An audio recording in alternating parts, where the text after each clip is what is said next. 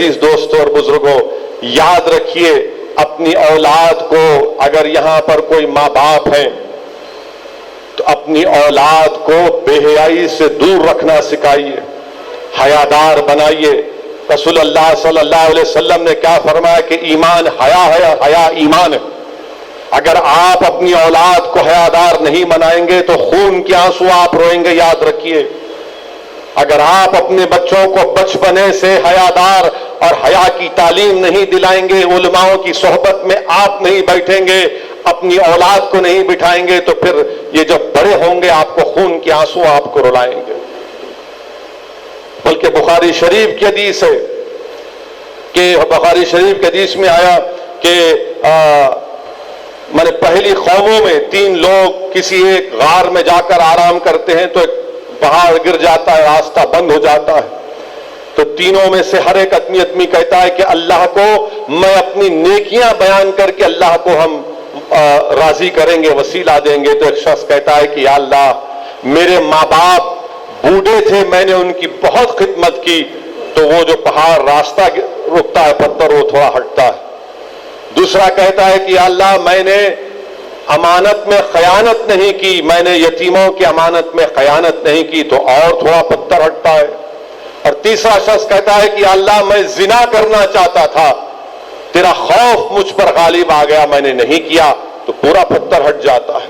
آج مسلمانوں کی راہوں میں پتھر ہیں، پہاڑ ہیں، اگر آپ ان پتھر اور پہاڑوں کو ہٹانا چاہتے ہیں تو آپ کو اپنے ماں باپ کی خدمت کرنا ہے، امانت میں خیانت نہیں کرنا، اور زنا سے دور رہنا، زنا سے دور رہنا۔ اور تیسرا سبب بنتا ہے قتل کا شراب، ڈرگز، کہ شراب پیے بیٹھ کر اس کے بعد جھگڑا کرے اور ان کو مار دیے۔ اچھا، پھر میرے سے آ کر کسی نے پوچھا کہ نہیں صاحب، وہ آپ اس کی بھی تائید نہیں کر رہے، انہیں مر گیا۔ میں نے کہا دیوانے، اس کے ہاتھ میں بھی تو ہتھیار تھا، اگر وہ اس کو نہیں مارتا تو انہیں اس کو مارتا تھا۔ سیلف ڈیفنس کی بات الگ ہے، مگر جو لوگ جیسا ابھی آپ نے سنا، آپ نے بھی یہاں پر سنا، جو عالم دین امریکہ میں مقیم ہے، جو حیدرآباد آئے، مولانا مفتی قاسم صدیقی صاحب کے جذبے کا بدلہ۔ حدیث ہے سرکار دو عالم صلی اللہ علیہ وسلم، بخاری شریف کی حدیث ہے، رسول اللہ صلی اللہ علیہ وسلم نے فرمایا کہ 2 مسلمان اگر ایک دوسرے پر تلوار اٹھاتے ہیں اور ایک مر جاتا ہے اور ایک بچ جاتا ہے، تو رسول اللہ صلی اللہ علیہ وسلم نے فرمایا کہ دونوں جہنمی ہیں۔ تو صحابہ نے پوچھا رسول اللہ صلی اللہ علیہ وسلم، یہ بات تو صحیح ہے کہ جس نے مارا وہ جہنمی ہے، پھر یہ کیسا؟ بولتے وہ بھی تو اس کو مارنا چاہتا تھا، وہ بھی تو اس کو مارنے کے لیے نکلا تھا۔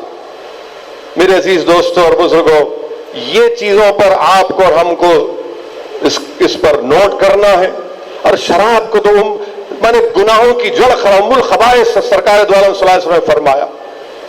قرآن میں اللہ فرمایا کہ قرآن اور جوا تم کو اللہ کی عبادت سے دور کر دیتی ہے۔ حشر کے میدان میں جو شرابی توبہ کے بغیر مرا تو اس کی زبان باہر رہے گی، بدبو آئے گی اس کے پاس سے، لوگ بولیں گے شرابی تھا۔ میرے عزیز دوستو، یہ ڈرگز کا بڑا استعمال ہو رہا ہے، گانجے کا استعمال ہو رہا ہے۔ اب ہم کو ان برائیوں کا خاتمہ ہم کو کرنا ہے اپنے گھر سے۔ گھر کا ماحول ماشاءاللہ کیسے، آپ خود دیکھ لیجئے۔ میں ہمارے آج سے 2 دن پہلے ایک صاحب سے یہی بات کر رہے تھے اپنے بچے کے بارے میں۔ میں ان سے پوچھا کہ آپ کے بچے کی عمر کیا؟ بولے 21 سال کا ہے، اس طرح کی حرکتیں کر رہا ہے۔ میں نے کہا بولتے کیوں نہیں، اس کو سمجھاتے کیوں نہیں آپ؟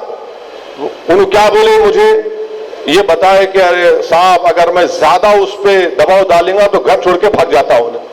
میں بولا کیسا بھاگتا گھر چھوڑ کے بھائی؟ نہیں صاحب، زیادہ میں بولا تو بھاگ جاتا گھر چھوڑ کے۔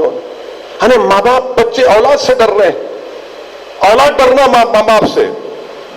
ہم اپنے والد کے سامنے، مرحوم کے سامنے ہماری روح قبض ہو جاتی تھی۔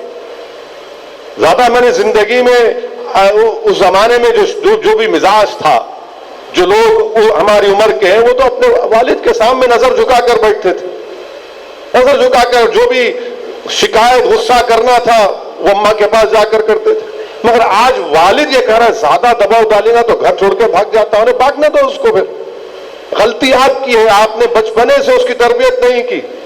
صحیح کہا آپ نے ابھی یہاں پر احسن الحمی صاحب نے کہ ایک زمانہ تھا کہ صبح صبح بچے مسجد کو یا مول صاحب کے پاس جا کر ان کو اخلاقیات کی تعلیم دی جاتی تھی.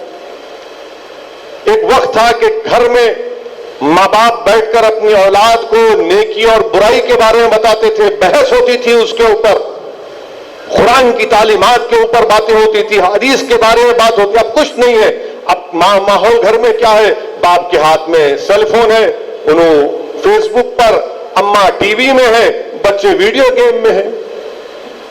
حقیقت ہے یہ, ہر گھر کا ماحول یہ ہے. جب سے یہ وائی فائی آیا, انہوں ایک طرف یعنی کھانا کھاتے وقت بھی سیل فون. ہم سمجھ سکتے ہیں ہم سیاستدان ہیں, سیل فون سامنے رہتا, کوئی فون کرے اٹھانا ضروری, مگر ماحول ایسا ہے کہ بس لگے رہے سیل فون میں. نہ باپ کو فکر اولاد کی, نہ اماں کو فکر, نہ بیٹوں کو اپنی فکر, نہ تو گھر کا ماحول کیا ہوگا پھر. مانے بجائے اپنے ماں باپ سے قریب رہنے کے, وہ اپنے دوستوں کو اپنے ماں باپ کے برابر سمجھتا ہے, ان سے زیادہ محبت کرتا ہے. یہ حقیقت ہے آج کے معاشرے کی, اور اس کی ذمہ داری ہم پر عائد ہوتی ہے, اس کی ذمہ داری ہم پر عائد ہوتی ہے.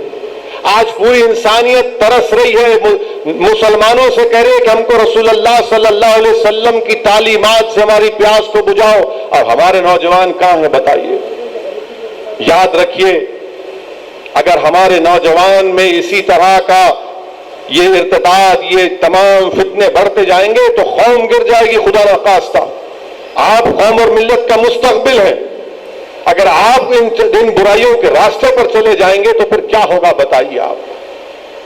اگر ہم کو اپنی غربت کی شکایت بھی ہے, مگر شراب خانے بھی آباد, پیسے نہیں ہیں مگر شباب کے پورے سینٹر پر ہم موجود, آٹو ہے, بیچارہ کسی کو دیتا ہے کہ بھائی کما کے دے, تو شراب پی کر آٹو پکڑے جاتا ہے, اور دوسرے دن دارالسلام کو آ کر خود نہیں آتا, دور کھڑے ہو کے اپنی بیوی کو جاتا, جا کے تم بول کے آؤ.